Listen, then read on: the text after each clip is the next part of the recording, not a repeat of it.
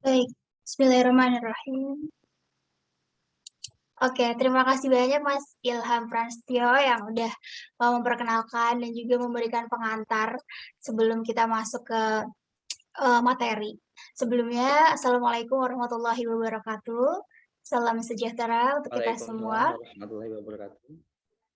Iya, sebelumnya saya mengucapkan banyak terima kasih untuk rekan-rekan PMII FIUI yang sudah mengadakan acara ini di malam minggu ini. Malam minggu yang berfaedah gitu ya judulnya ya, di saat yang lain mungkin, nongki, ngafe, atau ngapelin pacarnya, kita di sini belajar bareng, sharing bareng.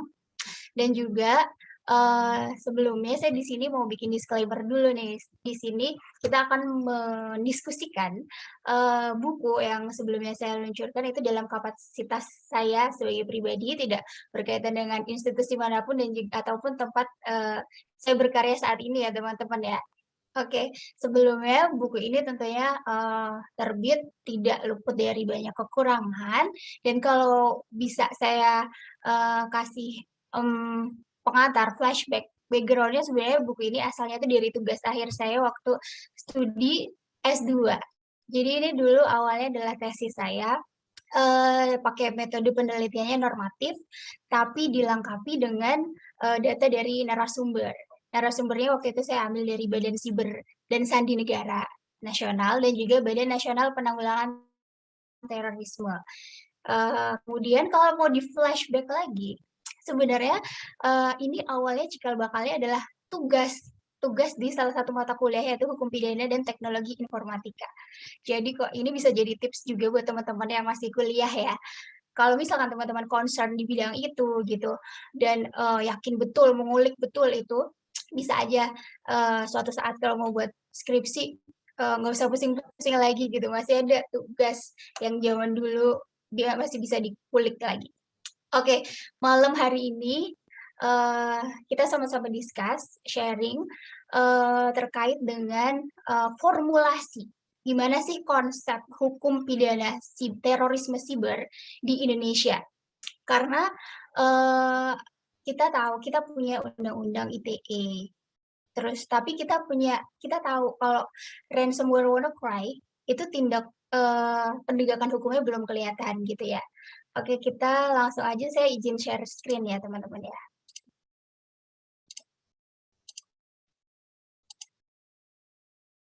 Oke, udah terlihat ya Mas Ilham ya? Oke.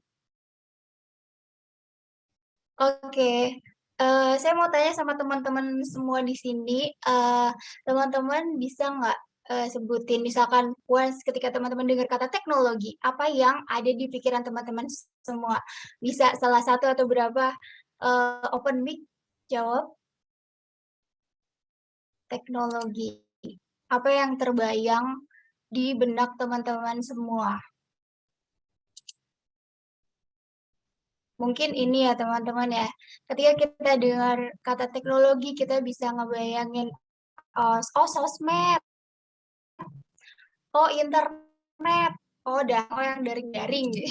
Tapi ternyata, semakin, majunya perkembangan teknologi itu juga, menjadi, berkorelasi dengan perkembangan berbagai macam, motif, modus kejahatan. Karena saat ini kita bahkan sudah bisa dikatakan kita depend, kita bergantung, sangat bergantung kepada teknologi.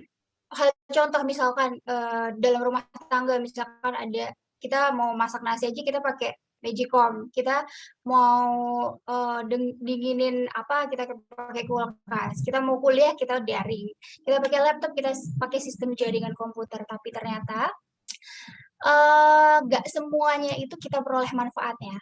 Tidak semua kita dapatkan manfaatnya. Itu berbanding lurus dengan perkembangan motif kejahatan. Perkembangan motif kejahatan atau cybercrime. Apa yang disebut dengan cybercrime? Jadi memanfaatkan komputer atau sistem jaringan komputerisasi untuk melakukan suatu kejahatan atau bahkan menjadikan dia sasaran dari kejahatan itu sendiri. Nah, tapi, walaupun kita punya instrumen hukum, tapi pada kenyataannya karena, cybercrime atau tindak pidana cyber itu memiliki karakteristik khusus, dalam penegakan hukumnya, maka dia menjadi kompleks pembuktiannya.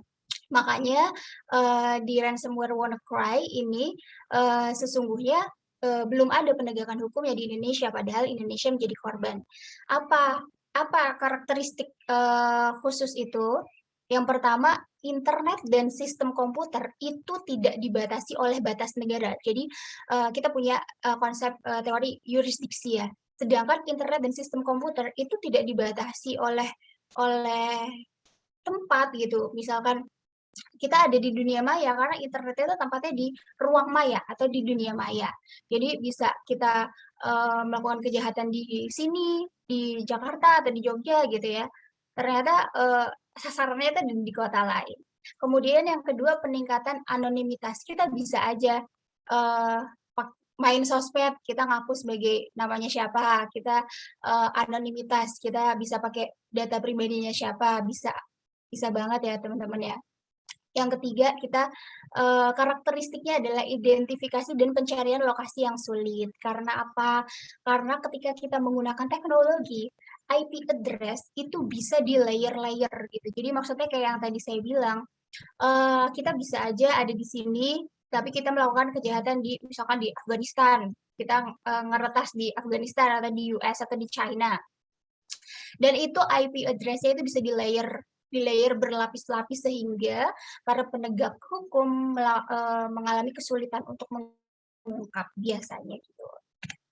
Oke, buktinya apa kok kompleks nih misalnya di Indonesia. Tren kasus tindak pidana siber di Indonesia dari tahun 2016 ke 2020. Kita lihat jumlah kasusnya, laporannya itu ada pasti hampir di ada yang 5.000, ada yang 3.000 ke atas lah ya teman-teman. Tapi kita coba lihat di tabel berapa jumlah yang berhasil diselesaikan. Itu nggak sampai 50% ya. Ini untuk yang tahun 2020 itu aja di bulan November. Untuk berhasil diselesaikannya berapa di 2019 dan 2020, saya belum sempat untuk update lagi datanya ya teman-teman. Kemudian, nah, hacking dan cracking salah satu modus operandi kejahatan siber. Kejahatan siber itu kan jumlahnya ada banyak banget ya teman-teman. Ada deface, ada phishing, tapi dalam konteks buku ini saya hanya akan menjabarkan mengenai hacking dan cracking. Ini biasa kita kenal dengan sebutan peretasan. Oh, nge-hack nih, oh nge-crack gitu kan. Tapi sebelumnya hacking dan cracking ini adalah dia itu menerobos suatu sistem keamanan milik seseorang atau entitas hukum, baik itu institusi maupun swasta, dengan merusak atau menguji coba sistem keamanannya. Istilahnya kalau di kejahatan konvensional itu kita pakai nyelonong lah ya, nyelonong tanpa izin masuk ke rumah orang gitu. Tapi sebenarnya ketika kita dengar kata hacking atau hacker, itu sebenarnya ada dua jenis. Hacking, dia ini eh, menembus sistem keamanan jaringan komputer suatu entitas hukum atau subjek hukum, tapi dia tujuannya adalah untuk menguji keamanan. Nah, mereka untuk hacker itu biasanya mereka setelah melihat adanya celah keamanan, mereka biasanya akan memberitahu kepada si entitas terkait bahwa ada kelemahan di sistem keamanan cybernya. Sedangkan yang cracking, mereka menerobos tapi untuk melakukan kejahatan, misalkan untuk me, apa, menyebarkan malware atau melakukan enkripsi kayak yang dilakuin di Ransomware WannaCry ini. Jadi ibarat kata kalau hacker itu belum tentu semuanya jahat ya teman-teman. Hacker ada white hacker, kalau yang jahat itu jahat dalam tanda kutip itu namanya cracking. Oke, ini di tahun 2018, background ketika saya menulis buku ini. Jumlah total serangan ke Indonesia, ini sumbernya ada di dan teman-teman bisa kapan-kapan main ke website-nya karena di situ menarik banget. Kita bisa lihat real time gimana serangan cyber itu terjadi dari berbagai seluruh penjuru dunia. Jadi di tahun 2018 total serangannya itu ada 12 juta something dan total serangan malware itu 513. Sumber serangannya rata-rata dari Rusia, Tiongkok, Amerika, Singapura, dan lain-lain. Jumlah saya udah agak ngintip di drastis di tahun 2019. Dari yang tadinya total 12 juta, itu totalnya jadi 98 juta, naik drastis di 2019. Dan naik drastis lagi di tahun 2020 jadi 316 juta 167 sekian. Itu jumlah total serangan dari seluruh dunia cyber attack ke Indonesia. Ini gambaran real time traffic serangan cyber. Kalau teman-teman mau lihat ini dari negara mana aja. Bisa dilihat, teman-teman bisa main ke website ya Badan Siber Sandi Negara ya teman-teman ya. Seperti itu. Kemudian kita masuk ke serangan ransomware WannaCry. Ini peta sebaran ransomware WannaCry.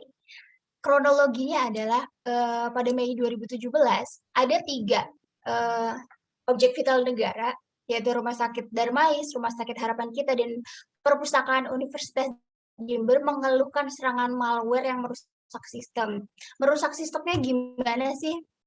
Nah, yang di Rumah Sakit Darmais dan Rumah Sakit Harapan Kita itu virus ini, malware ini, si ransomware WannaCry, dia merusak sistem dengan cara mereka menyulik ya, dikunci gitu, diambil data-data mengenai resume medis. Kemudian padahal resume medis itu kan data pribadi ya teman-teman, yang sifatnya private and confidential. Kemudian merusak sistem, jadi ada pasien datang, mereka nggak bisa daftar mau berobat, sedangkan yang di Universitas Jember ini yang diserang adalah sistem komputer di perpustakaannya. Kemudian ternyata setelah ditelisik, serangan ini menyebar ke 300.000 komputer di 150 negara di dunia dalam waktu kurang dari 24 jam. Nah, total kerugiannya berkisar antara ratusan juta hingga miliaran dolar dalam kurun waktu 24 jam. Berarti ini menandakan serangan ini masif dan sangat meluas ya. Kita bisa lihat di petanya yang orang-orang itu. Nah, setelah ditelisik ternyata ini adalah serangan ransomware WannaCry.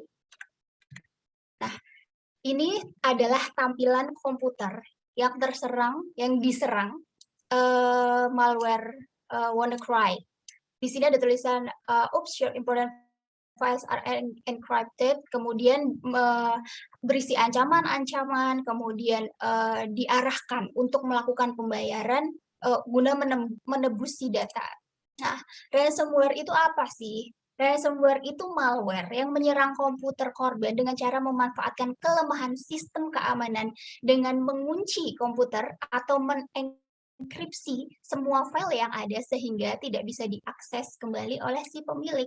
Nah, enkripsi ini bisa ditebus dengan cara mengirimkan sejumlah uang kepada pemilik virus dalam bentuk virtual money. Nah, pada saat itu yang lagi happening itu Bitcoin. Nah, kalau nggak dipenuhi gimana? Data yang udah dienkripsi itu akan dihapus atau dihilangkan secara permanen oleh si pelaku. Kalau kita pakai ini sebagai kejahatan konvensional, kita bisa lihat kalau ini mirip dengan kasus penculikan di Sandra gitu ya.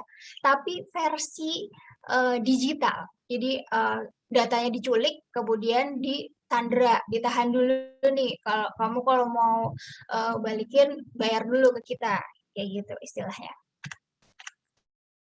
Nah, gimana sih tanggapan pemerintah saat itu? Nah, ini Samuel Pangarepan itu, saya kurang tahu sekarang masih menjabat atau enggak.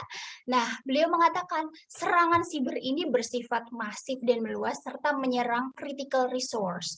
Critical resource itu adalah sama dengan objek vital nasional ya, kayak rumah sakit, pemerintah, institusi pemerintahan, universitas dan lain-lain. Dan beliau mengatakan bahwa ini masuk kategori teroris siber. Nah, kata kuncinya Dari situ, beliau mengatakan ini adalah teroris siber. Nah, kita lihat gimana sih, kemudian gimana, penegakan hukumnya. Ternyata kita ingat ya tadi kronologinya itu terjadi di Mei 2017. Di September 2018 baru ketahuan Amerika, mendakwa. Ternyata pelakunya adalah si Oppa Park Jin-hyuk ya. Beliau adalah warga negara Korea Utara. Tapi ternyata beliau melakukan itu bukan di Korea Utara, tapi di negara lain. Itu tadi, kita korelasikan dengan karakteristik kejahatan siber yang khusus tadi ya, yang bisa anonimitas, yang IP address-nya bisa di layer dan lain-lain tadi. Nah, Amerika dengan tegas menjatuhkan dakwaan dan menghukum, tapi hukumannya itu berupa denda ke si pelaku ini. Lantas gimana? Di Indonesia ini gimana? Bagaimana dengan di Indonesia? Ada nggak penegakan hukum ya? Bukankah Indonesia itu juga korban? Bukankah Indonesia itu juga turut serta diserang? Karena pada saat itu yang tidak mungkin yang terserang secara real ada 3, tapi yang lainnya kan menyebabkan ketakutan. Bahkan perusahaan-perusahaan swasta itu sampai menghentikan kegiatan usahanya demi untuk menghindari melakukan tindakan preventif agar tidak turut serta terserang. Bagaimana dengan di Indonesia? Nah, ini permasalahannya. Bagaimana penegakan hukum pidana atas serangan ransomware WannaCry pada sistem komputer di Indonesia, dan juga gimana upaya untuk mengatasi. Kita sama-sama udah bisa jawab ya, penegakan hukumnya gimana, nggak jalan, nggak bisa. Apakah Amerika yang sudah mendakwa kemudian bisa mewakili semua negara yang kemudian menjadi korban serangan ransomware WannaCry? Kan sebetulnya tidak ya, karena negara adalah subjek hukum masing-masing yang memiliki kedaulatan. Oke, kita bahas teman-teman. Saya pengen tanya nih, kalau misalkan teman-teman semua dengar kata terorisme, saya pengen ada yang open mic nih. Ada yang mau jawab nggak? Terorisme, apa yang kebayang sama teman-teman semua? Apa yang kebayang sama teman-teman semua ketika dengar kata terorisme? Bom. Apa? Bom. Oke, bom. Terus apa lagi teman-teman? Bom. Ada lagi yang mau jawab? Mengganggu ketertiban umum. Oke, mengganggu ketertiban umum. Ada lagi, satu lagi? Mengancam keselamatan, Kak. Oh, oke, mengancam keselamatan. Siap. Makasih ya. Nah, ketika kita dengar kata terorisme, kita kesannya bom, kerusakan, mengganggu ketertiban, mengancam keamanan. Oke, itu nggak salah, itu emang iya benar. Nah, kita lihat konsep tindak pidana terorisme di dalam hukum positif kita, khususnya di undang-undang mengenai tindak pidana terorisme di pasal 1 angka 2. Ini yang saya highlight akan jadi kata kunci ketika kita nanti akan mengkorelasikannya dengan serangan ransomware WannaCry. Terorisme di pasal 1 angka 2 undang-undang tersebut, yang di atas itu nggak usah saya sebutin ya, panjang banget. Terorisme adalah perbuatan yang menggunakan kekerasan atau ancaman kekerasan yang menimbulkan suasana teror atau rasa takut secara meluas yang dapat menimbulkan korban yang bersifat massal, menimbulkan kerusakan kehancuran terhadap objek vital yang strategis, lingkungan hidup, fasilitas publik, fasilitas internasional, dengan motif ideologi, politik, atau gangguan keamanan.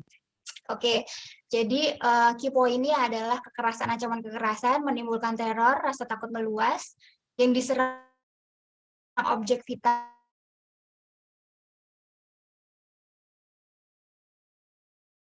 motifnya ideologi, politik, atau gangguan keamanan. Kita lihat terorisme cyber dalam akademik ya, dalam kajian akademik. Cyber terrorism. Ini saya pakai pinjam definisi dari Bapak Aloysius Wisnubroto. Beliau adalah dosen hukum pidana di Universitas Atmajaya Yogyakarta.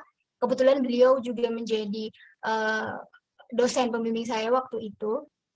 Ya, cyber terorisme itu apa? definisinya, yaitu pemanfaatan instrumen jaringan komputer untuk melumpuhkan infrastruktur nasional yang vital, tadi objek vital nasional, atau untuk memaksa, mengintimidasi pemerintah atau penduduk sipil. Nah, cyber terrorism atau terorisme siber ini terbagi menjadi dua. Pertama, kejahatan telematika atau cybercrime untuk mempersiapkan dan mengamankan kegiatan terorisme. Contohnya, kita pakai kredit card orang untuk pendanaan aksi terorisme yang ngebom-ngebom. Jadi yang ngebom-ngebom itu kan butuh modal ya. Modalnya dari nyolong dari kredit cardnya orang, dihack. Bisa karena cyber spionase untuk mempersiapkan target aksi terorisme. Misalkan X mau ngebom hotel B gitu, mereka retas dulu sistem keamanan atau sistem CCTV-nya untuk mempersiapkan terorisme nanti mau ngebom di titik yang mana, kayak gitu ya. Yang kedua, kejahatan telematika atau cybercrime dalam pelaksanaan kegiatan terorisme itu sendiri. Contohnya apa? Hacking, cracking untuk menyusupkan program komputer yang bisa merusak sistem jaringan telematika pada institusi publik atau objek vital nasional tadi ya teman-teman. Nah, dalam kajian di buku ini kita pakai ransomware WannaCry ini menggunakan doktrin yang ini, yang kejahatan telematika atau cyber crime dalam pelaksanaan kegiatan terorisme.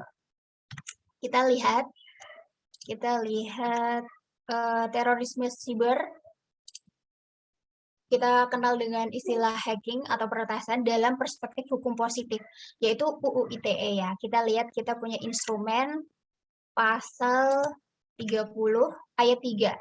Setiap orang dengan sengaja dan tanpa hak atau melawan hukum mengakses komputer dan atau sistem elektronik dengan cara apapun dengan melanggar, menerobos, melampaui, menjebol sistem pengamanan. Ini yang saya highlight yang punya kaitan sama kronologi serangan ransomware WannaCry ini. Selain pasal 30 ayat 3, ada juga pasal 32 ayat 1.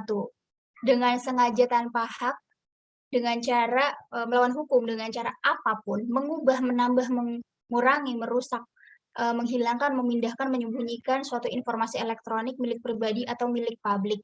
Nah, teman-teman, di sini perbedaannya apa? Di pasal 30 ayat 3 itu kita pakai bahasa gampangnya, dia cuman jebol sistem pengamanan doang gitu. Jadi dia nge-hack atau nge-crack doang. Nah, kalau yang pasal 32 ayat 1 ini, dia selain jebol sistem keamanannya, dia juga ngutak-ngatik sampai merusak, sampai menghancurkan. Nah, gimana sih contoh penegakan hukum atas pasal 30 ayat 3, pasal 32 ayat 1? Kok ransomware WannaCry ini kok nggak bisa dijerat pakai pasal ini ya gitu. Kita lihat, saya ada ambil contoh kasus. Putusan. Nah, ini. Ada 3 putusan yang menerapkan pasal tersebut. Kasus pertama, Wildan, deskripsi kasusnya dia meretas dan mengubah tampilan di face namanya situs Presiden SBY. Dia divonis bersalah pasal 30 ayat 1. Yang kedua, Suherman, deskripsi kasusnya dia meretas, dia nge-crack email bisnis itu dan divonis dengan pasal 30 ayat 1. Kemudian yang ketiga, Adi Syafitrah, dia deskripsi kasusnya dia di face juga. Dia merubah tampilan situs Dewan Pers. Dia kena pasal 32 ayat 1. Oke, dari contoh kasus tadi. Nah, penerapan pasal 30 dan 32 UU ITE lebih mengarah pada tindak pidana yang dilakukan terhadap satu pihak baik individu maupun suatu badan hukum, bukan terhadap serangan yang sifatnya masif dan meluas kayak ransomware WannaCry tadi. Makanya kenapa kok ransomware WannaCry ini nggak bisa ditegakin pakai pasal 30 32? Ini baru dari satu faktor kenapa penegakan hukumnya nggak jalan ya. Ini dari faktor hukumnya. Oke, kita balik lagi. Nah, sekarang kita identifikasi di buku ini juga menjabarkan mengenai apa aja faktor yang mempengaruhi tidak ditegakkannya penegakan hukum atas ransomware WannaCry. Ini berlaku juga sama segala jenis ransomware yang namanya apalah itu ya, ada ransomware I love you, apa macam-macam. Tapi pembahasan ini bisa diterapkan untuk semua jenis ransomware ya teman-teman. Nah, faktor yang mempengaruhi ketidakberjalanan penegakan hukum ya, ini saya pakai indikator dari teorinya Prof. Suryono Sukanto, sosiologi. Pertama, Pertama, faktor hukumnya. Kenapa faktor hukumnya, Mbak? Adanya dualisme persepsi pemaknaan rumusan tindak pidana terorisme siber. Jadi, ternyata ketika saya melakukan wawancara penelitian langsung ke BSSN dan BNPT, itu ada dua persepsi pemaknaan terorisme siber. Pertama, dari persepsi atau dari perspektif akademisi, itu seperti yang saya jabarkan tadi, pendapat Pak Aloysius Wisnubroto bahwa suatu kejahatan siber bisa dikatakan terorisme siber ketika dia sudah menyerang critical resource, objek vital nasional, dan tidak selalu harus motifnya berkaitan dengan perbedaan ideologi, pandangan politik, dan juga gangguan keamanan. Apapun motifnya, ketika dia sudah merusak, menjebol sistem keamanan, kemudian menyebabkan adanya perasaan takut, teror, itu sudah bisa dikatakan terorisme siber, apalagi yang terjadinya secara masif dan meluas dan menyerang objek vital negara. Kemudian, tapi dari pendapat para praktisioner seperti narasumber-narasumber saya tadi saya sampaikan, mereka menyatakan bahwa yang ini belum bisa dikatakan terorisme siber, bahwa terlalu bahaya ketika terlalu mudah mengatakan ini sebagai terorisme. Pertama, terorisme itu menurut beliau-beliau, terorisme itu harus berkaitan motifnya, yaitu adanya radikalisme. Itu tadi, perbedaan ideologi, kemudian pandangan politik, dan juga gangguan keamanan. Kemudian ciri yang kedua adalah penyidiknya itu khusus dari Densus 88. Nah, kecuali bisa dikatakan terorisme siber ketika mereka melakukan itu untuk pendanaan aksi terornya, yang ngebom dan lain-lain itu. Nah, dari sini udah kelihatan ya ada dua persepsi pemaknaan tindak pidana terorisme siber. Ketika memang para praktisi tidak memiliki satu suara terkait urgensi adanya mengenai terorisme siber, maka sudah pasti tidak bisa maksimal. Kemudian adanya kekosongan hukum, kekosongan aturan hukum. Memang sampai saat ini belum ada sedikit mengkodasi jenis-jenis tindak pidana seperti WannaCry ini. Kayak kita hanya punya UU ITE yang sifatnya lebih tegak hukumnya. Nah, karena ini kejahatan berteknologi tinggi yang mutakhir, pasti dibutuhkan aparatur penegak hukum yang juga mumpuni, yang juga profesional, mahir, memiliki kapabilitas di bidang teknologi siber. Nah, sudahkah APH kita semua memiliki kemampuan seperti itu? Ya, kita nggak tahu ya. Bukankah Indonesia udah punya bagi negara? Sayangnya mereka tidak memiliki kewenangan untuk menjadi seorang penyidik. Mereka bukan seorang penegak hukum. Bahkan ketika saya wawancara dengan kabak hukumnya, beliau mengatakan bahwa kewenangan mereka ini ada dua. Mereka bisa bersifat aktif ketika yang diserang itu adalah sistem jaringan komputer yang berkaitan dengan penyelenggaraan pemerintahan.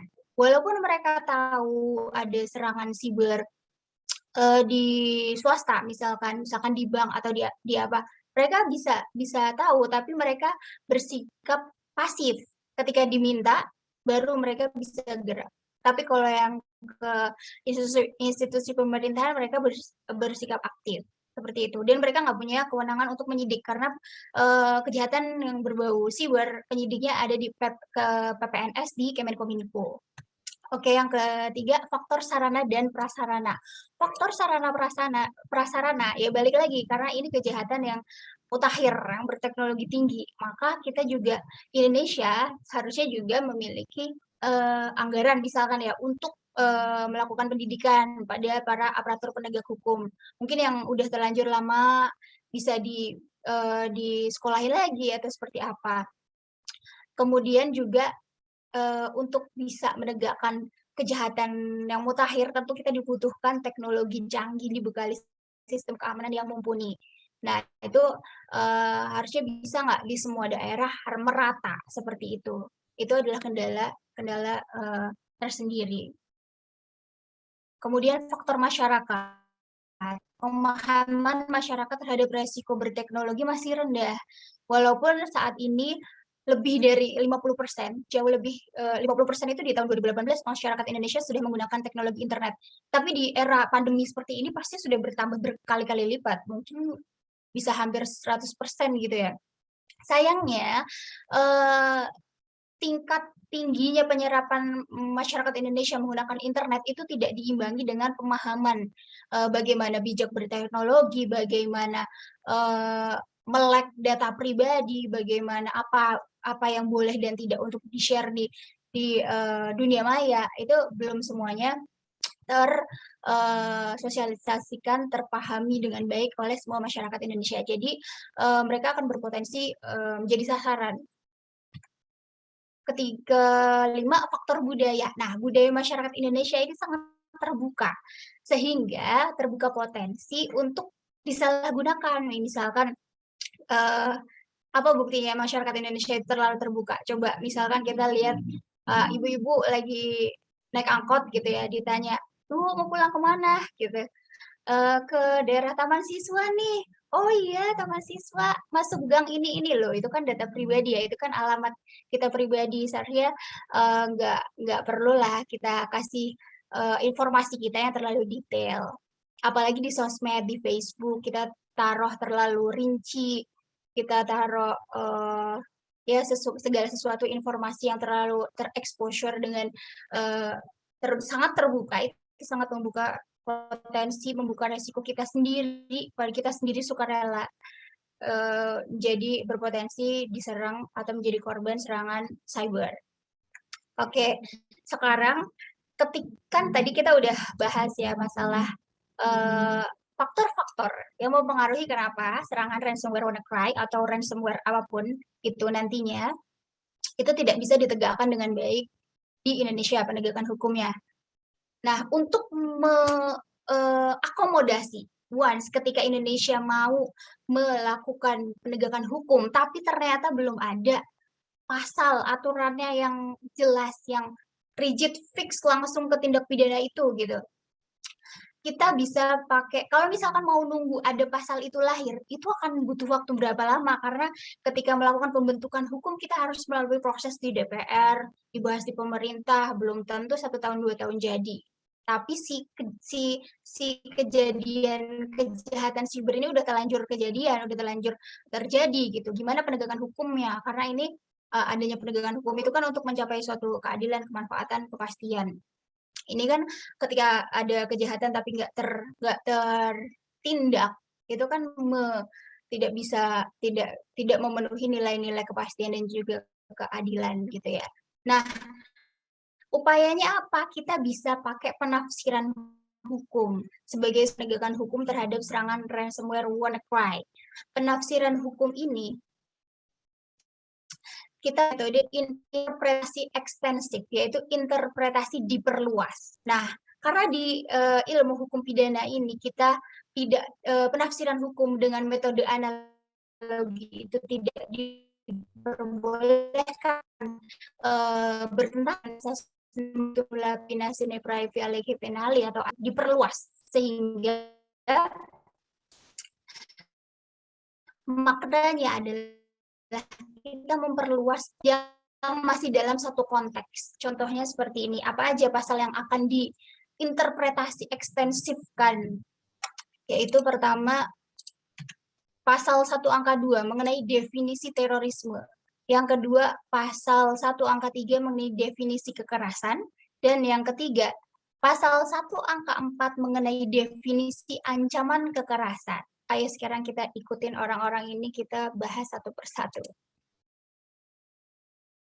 Oke, di sini ini emang agak panjang ya teman-teman, dan ayo kita coba buka wacana kita. Karena di sini kita akan membedah unsur-unsur pasal di ketiga pasal itu tadi.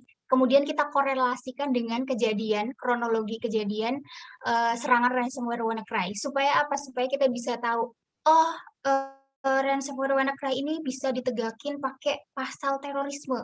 Oh, ransomware WannaCry ini bisa memiliki kesamaan konteks dengan terorisme yang ada di Undang-Undang Terorisme, gitu ya. Pertama mengenai definisi terorisme di pasal 1 angka 2 kita bedah unsurnya, kita pecah. Kalau yang anak-anak pidana pasti kebiasaan nih ya mecah unsur kayak gini. Yang pertama unsur perbuatan yang menggunakan kekerasan atau ancaman kekerasan. Kita korelasikan gimana sih kejadiannya di ransomware WannaCry, masuk nggak ya sama unsur yang ini. Nah, di ransomware WannaCry perbuatan teror dilakukan melalui hacking maupun cracking dilakukan dengan menggunakan ancaman kekerasan. Tadi kita udah lihat ya gambarnya, gambar komputernya, itu ada ancamannya. Yaitu pelaku memasuki sistem jaringan komputer milik korban dan mengenkripsi, mengunci data milik korban sehingga menjadi tidak dapat diakses kembali. Supaya bisa dibayar pakai Bitcoin. Terpenuhi ya teman-teman di sini karena kita tadi udah lihat di situ ada ancaman kekerasan. Unsur itu terpenuhi. Kemudian unsur yang kedua, menimbulkan suasana teror dan atau rasa takut secara meluas. Nah, ancaman penyebaran ransomware WannaCry itu terjadi secara cepat, masif, meluas dan mengakibatkan timbulnya suasana teror bahkan di seluruh dunia gitu. 24 jam kurang dia menyerang 150 negara di dunia, 300.000 komputer terserang, sistem jaringan komputer terserang, banyak kerugian. Itu terpenuhi ya teman-teman, unsur kedua. Kemudian unsur ketiga, dapat menimbulkan korban yang bersifat massal dan atau menimbulkan kerusakan atau kehancuran terhadap objek vital yang strategis, lingkungan hidup, fasilitas publik, dan lain-lain dengan motif ideologi politik atau gangguan keamanan. Nah, di sini di penyebaran ransomware WannaCry dia menyebabkan rusaknya data seseorang atau menyerang sistem jaringan objek vital strategis atau objek vital nasional, yaitu fasilitas publik dengan jumlah korban yang banyak. Tapi ransomware WannaCry juga menyerang sektor swasta. Nah, problemnya ada di motif. Kalau di Undang-Undang Terorisme, motifnya itu cuma ada 3 pilihan. Kan di ransomware dia motifnya itu sejauh ini yang kita ketahui berupa Bitcoin, sorry. Oke, kita bahas pasal berikutnya ya. Mengenai definisi kekerasan, bisa nggak definisi kekerasan di dalam Undang-Undang Terorisme itu kita korelasikan sama serangan ransomware WannaCry. Kita pecah unsurnya. Unsur pertama, setiap perbuatan penyalahgunaan kekuatan fisik. Penyebaran ransomware WannaCry dilakukan oleh pelaku dengan cara melakukan suatu perbuatan dengan kekuatan fisik yang didasari pada niat jahat. Ya dong, dia pakai kekuatan fisik dong untuk menyebarkan virus itu. Oke, terpenuhi ya. Kemudian yang kedua, unsur dengan atau tanpa menggunakan sarana. Jelas dia pakai sarana sistem komputer dan sistem jaringan untuk merusak sistem di seluruh dunia. Unsur secara melawan hukum, jelas melawan hukum dengan metode cracking tadi, menjebol, merusak, dan menculik dalam tanda kutip data-data orang yang terserang.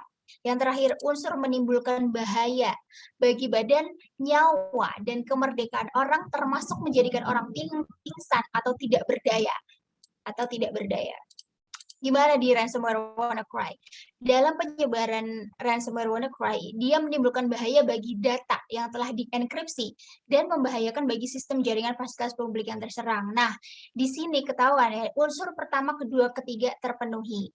Meskipun di unsur keempat itu menyatakan bahwa menimbulkan bahaya bagi badan atau nyawa secara fisik. Nah, tapi menurut saya pribadi pada saat itu interpretasikan secara ekstensif dengan data itu kan milik kita ya, milik si korban misalkan. Dia tetap memiliki korelasi dengan ketidakberdayaan seseorang, yaitu korban. Itu menimbulkan tekanan atau ancaman sehingga menekan akal sehatnya untuk bisa dapetin data itu. Gimana caranya? Berarti saya tidak berdaya, saya harus menuruti apa kata si pelaku ini. Jadi menurut saya pasal ini terpenuhi. unsur pasal ini terpenuhi. Jadi semua unsur pasal di definisi kekerasan terpenuhi untuk dikorelasikan dengan ransomware WannaCry. Kemudian ancaman kekerasan. Ancaman kekerasan unsur pertama adalah setiap perbuatan melawan hukum. Ya jelas ya tadi pakai cracking. Kemudian yang kedua berupa ucapan, tulisan, gambar, simbol. Tadi kita udah lihat ya tampilan komputer yang diserang sama ransomware WannaCry.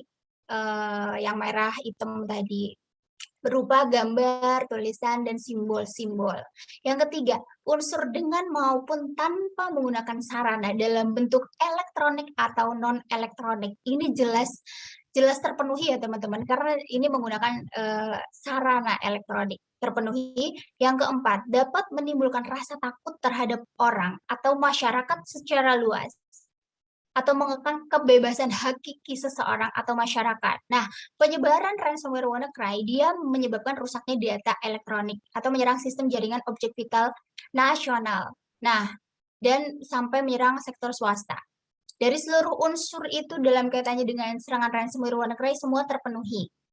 Nah, hal ini menunjukkan bahwa sesungguhnya perbuatan serta akibat yang ditimbulkan dalam serangan ransomware WannaCry telah memenuhi seluruh unsur sebagaimana diatur dalam Undang-Undang Terorisme. Cuman bedanya adalah di Undang-Undang Terorisme tadi motifnya itu cuman ada 3. Ideologi, politik, dan juga gangguan keamanan. Oke, sekarang kita balik.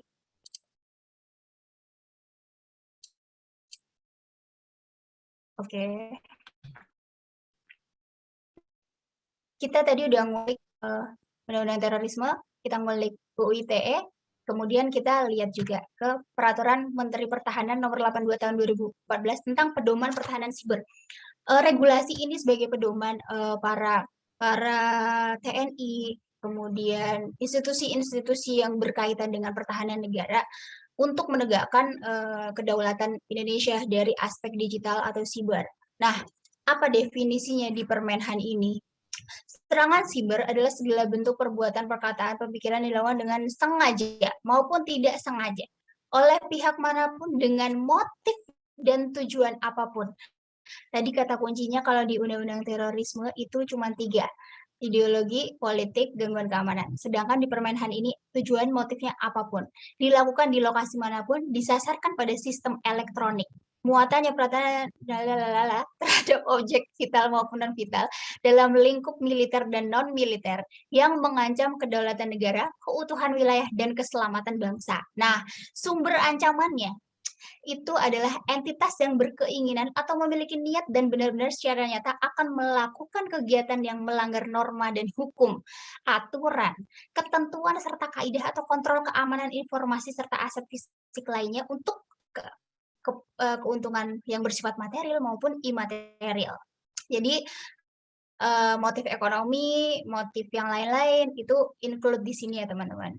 Nah, pelaku bisa aja state actor maupun non-state actor.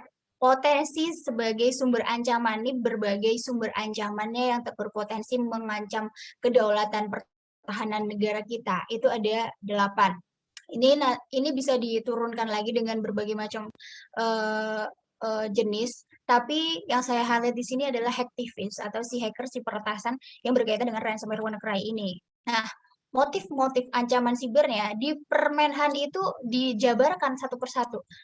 Motif-motifnya bisa ideologi, politik, ekonomi, sosial, budaya, kebangsaan, militer, iptek, dan aspek-aspek lain dalam kehidupan berbangsa, negara, bermasyarakat, termasuk kepentingan pribadi. Salah satu bentuk ancamannya adalah serangan malware. Nah, ransomware WannaCry ini berarti mengancam pertahanan kedaulatan negara kita. Oke, lanjut. Nah, atas penjabaran tadi kita udah melakukan interpretasi ekstensif. Apa yang spesial di buku ini nih apa? Di sini saya mengusulkan adanya formulasi hukum pidana material mengenai tindak pidana terorisme siber atau terorisme. Jadi tujuannya apa? Supaya tidak ada mispersepsi terhadap, tadi kan teman-teman saya tanya, kalau dengar kata terorisme gitu, ngebom, ngerusak, ganggu keamanan, ketertiban dan lain-lain. Nah, karena di masyarakat Indonesia masih terpersepsi seperti itu. Once ketika dengar kata teroris, oh ngebom, ngerusak. Padahal di era digital seperti sekarang ini, di mana kita udah terlalu depend info langsung di digital, itu ada potensi terorisme siber. Nah, untuk memahaminya saya pakai ilustrasi. Nah, saya ilustrasikan bahwa usulan di buku ini itu ada 2 jenis klasifikasi tindak pidana terorisme. Pertama, tindak pidana terorisme konvensional. Nah, itu yang ngebom, yang ngerusak, dan lain-lain yang sesuai dengan dijabarkan di pasal 1 angka 2 Undang-Undang Terorisme yang menggunakan senjata kimia, bom, dan lain-lain. Nah, yang kedua adalah tindak pidana terorisme siber. Dia merupakan pengembangan. Oke. Untuk waktu pemaparan materi tinggal 5 menit lagi dan dilanjutkan tanya jawab nantinya. Oke. Ya. Oke, siap. Terima Dilanjut. kasih, sebentar lagi selesai. Nah, iya, terima kasih. Kemudian tindak pidana terorisme siber ini pengembangan dari tindak pidana terorisme konvensional. Hanya saja dia dilakukan menggunakan sarana elektronik. Motifnya tidak terbatas hanya pada motif ideologi politik dan gangguan keamanan aja. Dan sepanjang serangan siber itu ditujukan kepada sistem pertahanan keamanan negara, baik secara langsung maupun melalui fasilitas publik, objek-objek vital negara. Oke. Nah, terakhir, selain usulan klasifikasi jenis tindak pidana terorisme tadi, nah saya juga karena kalau mau usul-usul doang, tapi nggak kasih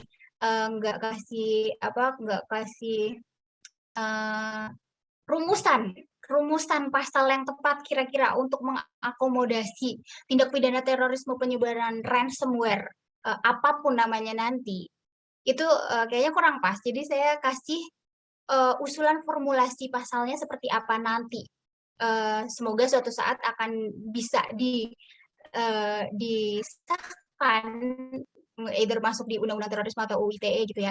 Dia merupakan, saya ambil kombinasi dari pasal 1 angka 2, definisi terorisme di pasal 1 angka 2 UU Terorisme, dan juga Permenhan 82 tahun 2014 tadi. Nah, bunyinya seperti ini memang panjang karena guna mengakomodasi itu tadi ya teman-teman. Terorisme siber adalah perbuatan yang dilakukan menggunakan kekerasan atau ancaman kekerasan yang dilakukan melalui sarana dan sistem jaringan elektronik, kemudian menimbulkan suasana teror atau rasa takut secara meluas, dapat menimbulkan korban yang bersifat massal dan atau menimbulkan kerusakan atau kehancuran terhadap data atau sistem jaringan komputer pada objek vital strategis, lingkungan hidup, fasilitas publik, fasilitas internasional dengan motif ideologi politik, ekonomi, sosial, budaya, kebangsaan, militer, ilmu, pengetahuan dan teknologi, serta aspek lain yang terkait dalam kehidupan berbangsa dan bernegara bermasyarakat. Seperti itu. Jadi memperluas maknanya, memperluas rumusannya agar bisa mengakomodasi perkembangan nanti motif-motif kejahatan siber di Indonesia khususnya. Seperti itu. Jadi ini usulan merupakan kombinasi dari UU Terorisme juga Permenhan tentang serangan siber tadi. Seperti itu.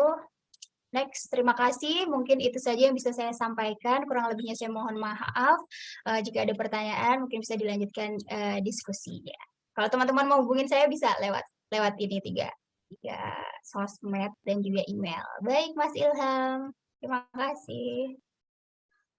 Baik, Mbak Sela, terima kasih telah menyampaikan materi yang sangat luar biasa mengenai virus ransomware WannaCry ini, di mana virus ini memang bisa dikatakan ancaman yang luar biasa ya dalam media, yang bisa menyerang secara massal, mengakibatkan orang merasa terancam dan bisa saja membuat orang takut untuk menggunakan teknologi karena ancaman tersebut. Baiklah, di sini kami membuka sesi pertanyaan kepada sahabat-sahabat semuanya yang ingin bertanya kepada Mbak Sela. Apakah ada hal yang belum secara jelas, secara rinci bisa dipertanyakan saat ini? Ya, ini ada satu pertanyaan lewat kolom chat, Mbak Stella. Udah ada 2 pertanyaan. Saya bacakan pertanyaan yang pertama ya. Oke. Pertanyaan dari Ulfa Ayu. Izin bertanya kepada Mbak Stella, bagaimana pengaturan mengenai kejahatan cybercrime di Indonesia? Jika memang peraturan mengenai cybercrime ini belum bisa dikatakan berjalan, lalu apa yang bisa membuat pelaku cybercrime itu jerah? Itu Oke, mungkin pertanyaannya. Oke, terima kasih Mbak Ulfa, makasih Mas Ilham. Saya mungkin langsung jawab aja ya.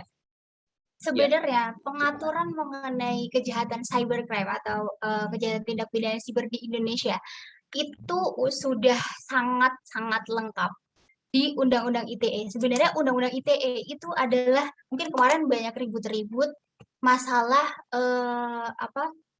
Undang-Undang apa sih kemarin yang gabungan Undang-Undang Lingkungan. Omnibus Law mungkin, Mbak. Iya. Makasih, Mas. Iya, Omnibus Law. Sebenarnya Omnibus Law pertama di Indonesia itu bukan yang kemarin rame-rame itu, tapi UU ITE ini merupakan Omnibus Law dari di aspek tindak pidana siber ya. Jadi sebenarnya kejahatan cyber atau cybercrime itu disebut juga kejahatan semi online. Kenapa semi online? Sebenarnya jenis kejahatannya itu udah ada loh di kehidupan sehari-hari kita tuh udah ada, di KUHP itu udah ada. Jadi kayak misalkan tadi ransomware WannaCry dia kan nyulik. Tadi saya kasih analoginya ini tuh kayak penculikan, disandra gitu misalkan. Tapi yang diculik itu data. Jadi sebenarnya tanpa ada UU ITE pun itu kalau kita terapkan penafsiran ekstensif tadi, tetap bisa dijerat pakai KUHP karena semua di KUHP itu udah ada. Cuman karena memang mungkin banyak keterbatasan di definisi-definisi atau penganalogian hal-hal yang berkaitan dengan siber, sistem informasi, istilah-istilah sibernya. Nah, bentar.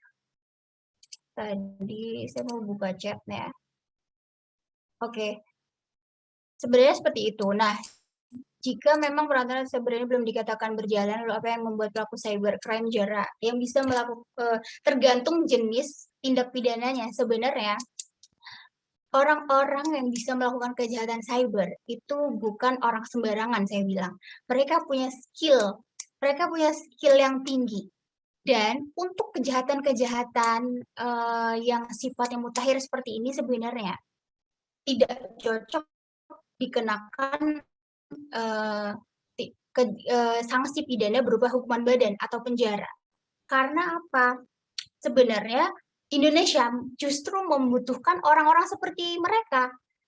Kenapa enggak kita Indonesia membuat sistem hukum, sanksi pidana berupa sanksi pidana alternatif. Kita rangkul, kita berikan pendidikan, dirangkul untuk menjadi partner dalam penegakan hukum terkait cybercrime ini.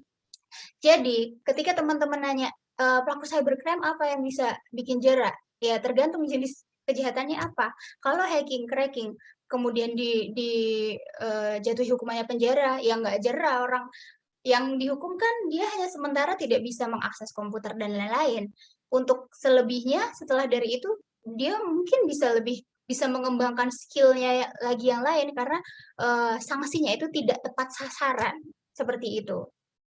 Jadi menurut saya pribadi reformasi hukum pidana dan sistem peradilan pidana kita harus buat sistem sanksi pidana alternatif, jangan semua di penjara. Kita juga lihat kasus kemarin overcrowding kapasitas lapas sampai berapa ratus persen dan itu sangat mengkhawatirkan seperti itu. Mungkin Mbak Ulfa seperti itu ya jawaban saya. Pada yang belum puas mungkin bisa kita diskusikan lebih lanjut. Kemudian Baiklah. next. Biar saya aja yang bacain Mbak Sela jawab pertanyaannya. Okay. Baiklah, itulah pertanyaan dari Mbak Sela akan bagaimana hukum yang ada di Indonesia tentang tindak cybercrime. Telah dijelaskan secara rinci bahwasanya telah ada dalam KUHP.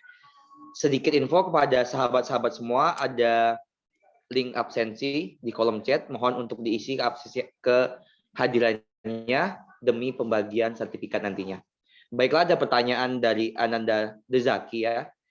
Izin bertanya, bagaimana jika suatu pihak atau seseorang terlanjur memenuhi keinginan cracker?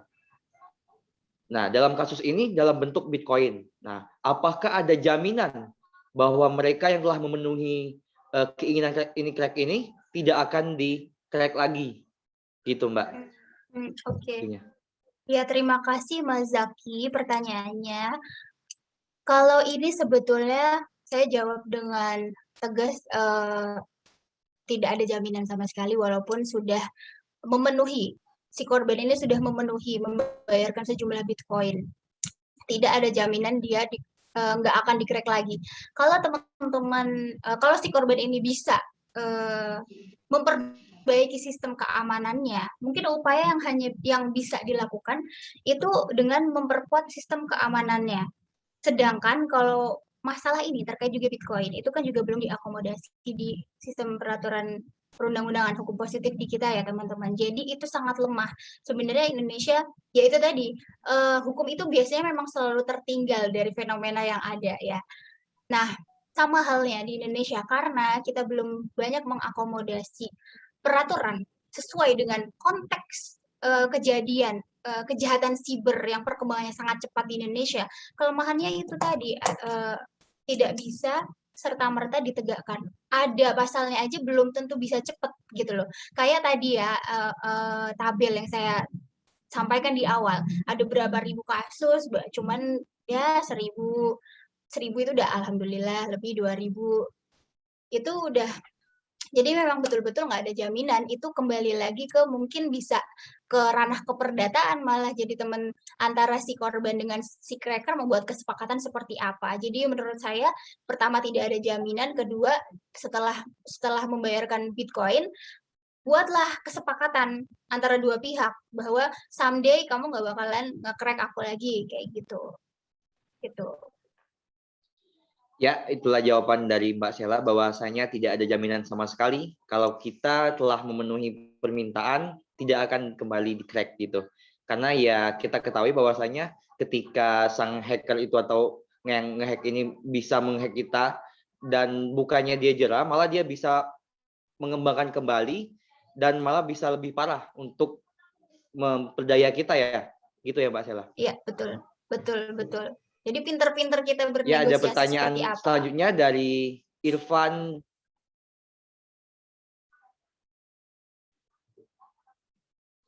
Irfan Yaul Haq. Ya. Ini ada pertanyaan dari Irfan Daul Haq ini. Dia yaitu Kak izin bertanya, apabila kasus ransomware ini ke depannya akan semakin meningkat, apakah kemungkinan munculnya motif-motif baru dalam kejahatan ini akan ada? Dan apakah tindak yang dilakukan pemerintah akan hal tersebut? Oke.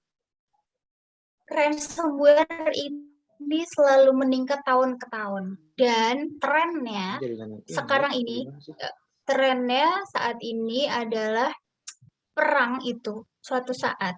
Mungkin nggak lagi pakai nuklir, pakai apa, tapi serangannya berupa cyber war. Perangnya itu perang cyber. Jadi bisa kita lihat di tadi saya sampaikan serangan cyber. Mungkin nanti teman-teman bisa main atau klik aja di Google laporan tahunan BSSN Honeynet. Di situ kita terlihat sekali di 2018 itu jumlah serangannya ke Indonesia, serangan total ya apapun jenis serangannya 12 juta.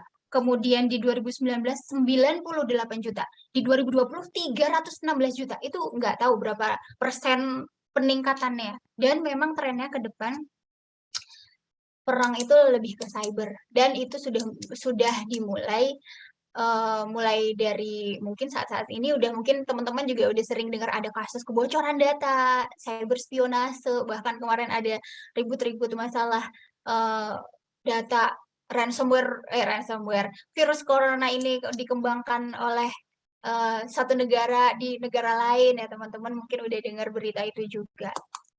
Nah, kemungkinan munculnya motif-motif baru, iya, sangat jelas. Apapun itu mungkin teman-teman dari yang paham IT, coding, cyber security, mereka pasti lebih paham. Mereka lebih paham dan kalau kemunculan ransomware lain atau motif kejahatan cybercrime yang lain, jelas iya. Kemudian, apakah yang dilakukan pemerintah akan hal tersebut? Pemerintah memperkuat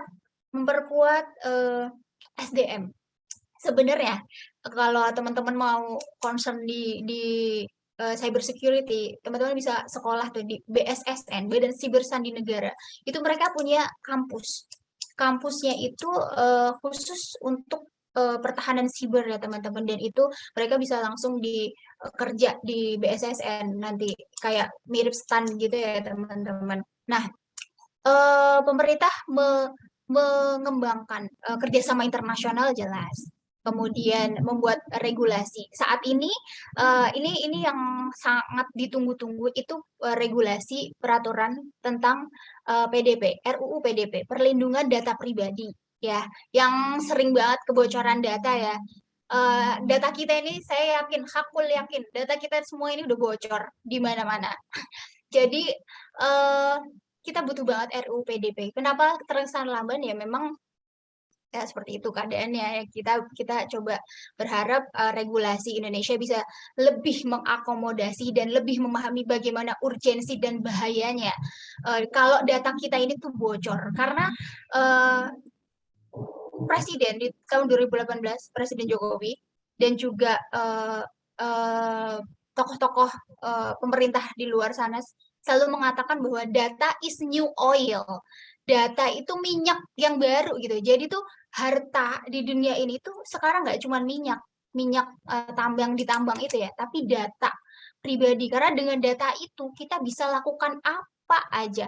Kita bisa memprediksi, oh masyarakat Indonesia ini kondisi sosiologisnya seperti ini, kesukaannya ini, karakteristiknya ini. Jadi orang bisa dengan mudah melakukan cyber spionase. Jadi pelan-pelan bisa menggerogoti kedaulatan, pertahanan, keamanan negara kita.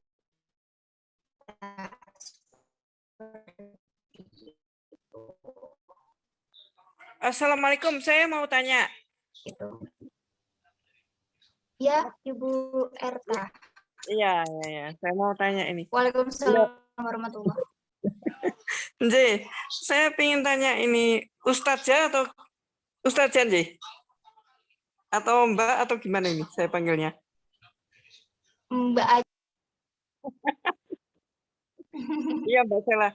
Ya memang betul itu apa namanya, karena data bisa dikorek sama negara-negara lain pasti untuk melumpuhkan suatu negara itu ya. Lalu nanti saya bayangkan sistem perangnya itu bagaimana ya? Sementara sistem fisik aja, perang fisik aja seperti itu hebohnya ya. Ibaratnya seperti saat ini Taliban aja lah. Itu kan fisik secara daratan ya. Lalu nanti kalau melalui data lewat udara ya, ibaratnya udara ya. Terus sistem apa ya yang akan digunakan untuk, nggak mungkin lah kalau hanya mengambil datanya saja terus, itu kan mengambil data sudah jelas pasti melumpuhkan. Lalu apakah setelah mengambil data terkorek keseluruhan itu, apakah mereka langsung membom gratis atau bagaimana suatu negara tersebut atau bagaimana? Saya nggak bisa mikirkan itu. Oh iya, terima kasih banyak Ibu Erta ya, Ibu Erta. Terima kasih pertanyaannya Ibu. Jadi sebenarnya hal-hal seperti itu tidak bisa tidak trennya tidak dilakukan kemudian serta-merta, tapi dilakukan dengan cyber spionase dulu. Setelah diambil data itu kemungkinan besar, saya bilang kemungkinan besar ya Bu, itu nanti dianalisa dulu seperti apa karakteristik masyarakatnya di suatu tempat, bagaimana kondisi geografis, bagaimana tren pergerakan. Karena di handphone kita itu kan location-nya aktif terus ya. Kita bisa tahu lah, semuanya bisa dikorek. Nah, kalau di situ biasanya digunakan untuk menganalisis untuk berbagai macam kepentingan negara lain atas suatu negara. Jadi bisa dalam bentuk kolonialisme ya, penjajahan model baru. Kita mungkin secara tidak sadar, misalkan kita juga ngelihat, kita main sosmed Facebook misalkan, kita habis lihat-lihat barang apa, nanti di situ muncul iklannya. Itu juga sebenarnya salah satu bentuk, bukan kebocoran data ya, tapi kitanya udah dianalisis, kita udah dianalisa dari semua kegiatan kita di internet gitu loh. Kalau bentuk perangnya, kalau misalkan perang konvensional itu kan ngebom, nuklir, jedar-jeder, hancur gitu ya. Kalau ini sistem teknologi, sistem jaringan internet di suatu institusi atau suatu negara itu bisa aja di remote, kemudian diutak-atik, diambil data-data rahasia, intelijen dan lain-lain seperti itu, atau bisa di blackout, mati total seperti itu, atau diserang berbagai macam malware. Itu modusnya banyak banget sih Bu, banyak banget yang bisa dilakukan dengan sistem jaringan komputer, apalagi database Indonesia. Saya sendiri kurang paham ya bagaimana database mengenai data-data critical resource yang dipunya masyarakat, pemerintah khususnya. Itu cloud-nya, itu ruangnya itu di mana? Yang ngelola apakah Indonesia ataukah di negara lain? Ya kalau di negara lain ya udah, kita sama aja nggak ada kedaulatan, karena kita masih, ibarat kata, masih numpang dalam tanda kutip ya Bu. Seperti itu. Jadi ya seperti itu. Kenyataannya seperti itu. Cloud itu bisa diakses dengan sangat mudah. Seaman apapun tetap memiliki potensi diretas. Jadi kita, menurut saya, kita harus melek digital. Iya Ibu Erta. Iya, saya mau tanya lagi ya. Iya Apakah Bu. mohon maaf ya, pasti nyebut nama. Apakah salah satu contoh itu seperti yang dilakukan oleh JPZ itu? Jadi mengkacaubalaukan struktur, ibaratnya struktur kebangsaan tanpa dia harus seperti memberi struktur analisa lah.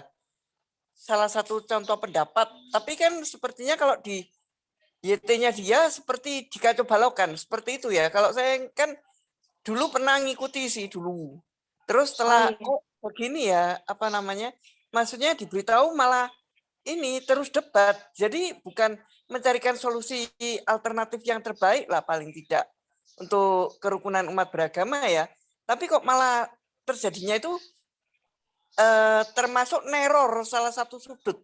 Jadi salah satu titik sudut itu teror dia terus sampai ibaratnya ketatap di ujung tembok lah, ibaratnya seperti itu. Apa salah satu contohnya itu seperti itu? Kalau saya lihat kok salah satu contohnya itu, ya mohon maaf dengan sangat terpaksa nyebut nama ya, sepertinya seperti itu. Kalau saya lihat, amati loh ya. Kalau saya amati, atau bagaimana? Iya Bu, Iya. Itu salah satu jenis cyber attack. Saya bilang cyber attack, serangan cyber, karena ini konteksnya Lewat udara kan? kelompok ya Bu. Oh jadi dia menghimpun kelompok dulu gitu ya? Iya bisa. Jadi tergantung, kalau cyber war ini kan bisa tergantung apa pihaknya, apakah state actor ataukah non state actor gitu Bu. Jadi kita harus lihat juga konteksnya, apakah ini antar kelompok atau antar negara. Kalau yang saya maksud cyber war yang tadi, cyber war itu state actor, jadi antar negara perangnya, seperti itu Bu. Nah ini kan juga iya nantinya sepertinya dia kan lagi menghimpun suatu kekuatan ya hingga salah satu titik ke ujung tembok lah ibaratnya. Iya, bisa. Itu salah satu. Saya analisa ya, seperti itu sekalipun dia samar lah ibaratnya. Iya, iya Bu. Itu sudah mengarah ke situ. Jadi ibaratkan, ya seperti itu Bu. Mengancam kedaulatan pertahanan suatu negara. Iya, dia rencananya sih sepertinya itu. Karena kan pertama, ini kebetulan sih saya memang punya 5 sertifikat dari 5 agama. Saya tentang hukum tentang agama memang saya pelajarinya. Spiritualitas kan. Nah, lalu saya beri komen. Pertama dia 2 kali ikut saya diundang dengan dia secara pribadi, saya ikut, saya jelaskan gini. Loh, tapi dia kok terus neror. Ibaratnya wah ini celaka nih orang, apa namanya, bukan cari solusi yang terbaik atau bagaimana ibaratnya, tapi dia membuat kegaduhan ya, termasuk menyebabkan kegaduhan juga dia dengan aksi yang apa dia adakan entah 1 hari berapa kali ya. Iya, Itu kan membuat kegaduhan dia termasuk itu untuk membuat menghimpun kekuatan. propaganda. Iya, betul, membuat propaganda itu salah satu metodenya, Bu. Metodenya membuat propaganda di ruang digital. Ini bahaya loh, Mbak Sela, karena nanti dia bisa setelah ya, gini dia, setelah melumpuhkan salah satu kekuatan, itu nanti dia ini jadi diktator itu nanti dia. Jadi setelah salah satu dilumpuhkan, straight mepet ujung tembok kanan, satunya dipepetkan ujung tembok kiri. Jadi dia sendiri berdiri di tengah, dia yang mengatur ini, menghimpun tenaga kan dia, sudah menghimpun kekuatan. Jadi dia nantinya itu posisinya di situ. Diktator dia nantinya. Itu. Kalau saya nilai Iya, seperti betul, itu, Bu. karena dia tujuannya itu Iya, melumpuhkan dia. Bukan hanya melemahkan, tapi dia sudah melumpuhkan titik sudut tersebut. Hitungannya. Yang dia cari itu untuk melumpuhkan kelemahan orang. Kelemahan bukan orang, kekuatan ini. Hitungannya. Yang dia ambil itu seperti itu. Saya iya, kan Bu. amati terus geraknya dia ini seperti apa sih. Kalau sekarang sih dia nggak berani undang saya karena kalau dia bicara langsung saya, wah tidak seperti itu. Dan kita sama-sama ciptaan lah, nggak bisa seperti itu. Saya katakan gitu.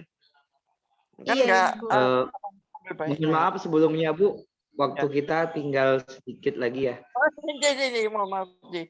Terima Iya. kasih. Ya, Terima kasih, Bu Erta. ya. Terima kasih Bu, terima kasih banyak. Ini di kolom chat ada pertanyaan. Iya Bu, bagaimana? Iya, terima kasih. Ya Mbak Sela, ini ada pertanyaan terakhir ya. Iya. Menutup pertemuan kita pada malam hari ini. Cukup panjang ya pertanyaannya di kolom komentar ya. Saya bacakan ya Mbak. Baik. Iya.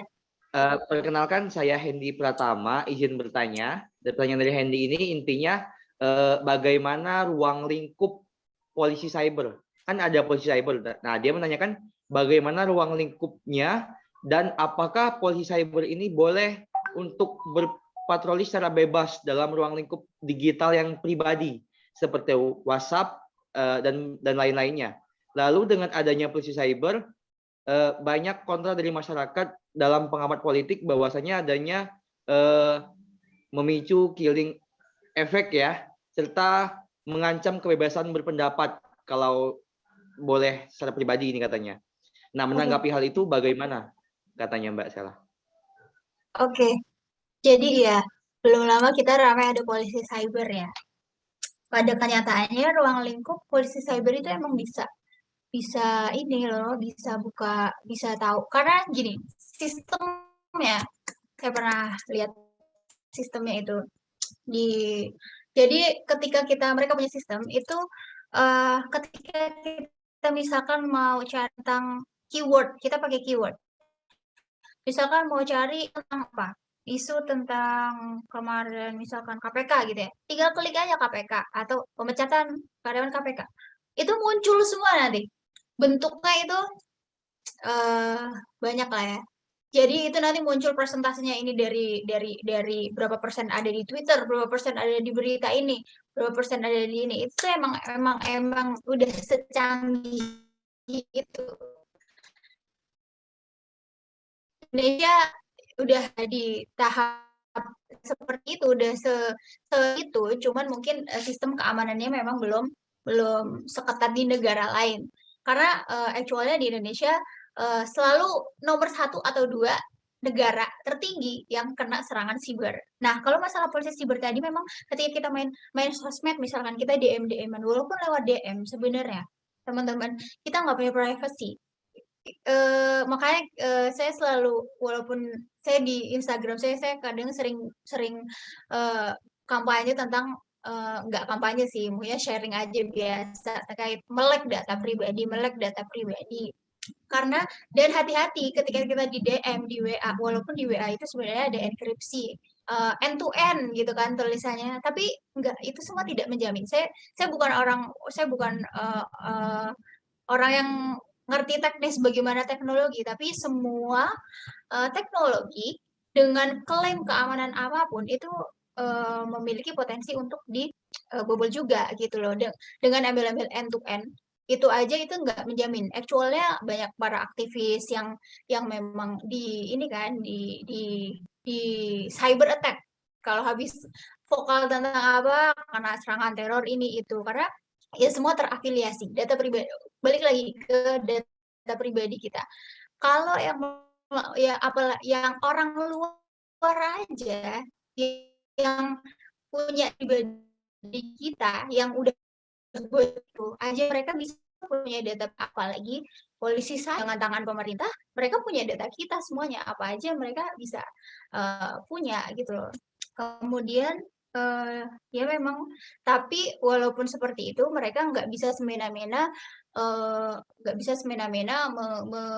menghakimi atau melakukan tindakan di ranah cyber kepada kita, karena ya itu tadi, mereka kan patroli cyber kan yang namanya patroli ya diem-diem ya teman-teman, ya nggak mungkin belak-belakan gitu. Makanya saya pengen ngomong juga ke teman-teman yang di sini, kita ayo melek data pribadi, kita bijak berteknologi dan hati-hati berteknologi, itu aja. Seperti itu teman-teman. Ya, itulah